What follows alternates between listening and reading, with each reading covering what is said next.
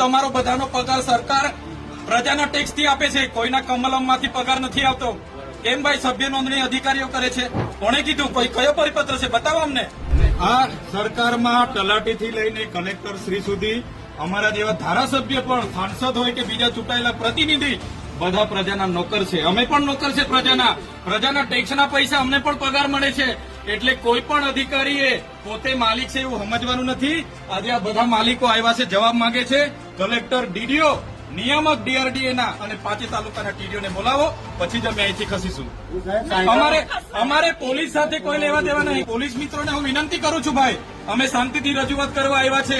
તમે ઘર્ષણ નહીં કરો જાણી જોઈને. અમારી સાથે તમે હું કરવા ઝઘડો ઉભો કરો છો? ભાઈ કાયદો વ્યવસ્થા જાળવો ને તમે.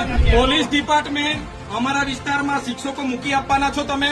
અમારા વિસ્તારમાં જે આધાર કાર્ડના કેન્દ્રો નથી ચાલતા, રેશન કાર્ડના સર્વર નથી ચાલતું, આયુષ્માન કાર્ડ નથી ચાલતા, તમે એમને બનાવી આપવાના હોય તો બોલો. કેમ તમે વચ્ચે આવો છો ભાઈ? રસ્તાના ખાડા પૂરી આપવાના છો તમે હોય કે અમારા જેવા ચૂંટાયેલા પ્રતિનિધિ હોય. પ્રજાના આપણે નોકર છે, એ બધા ભૂલવું નહીં જોઈએ.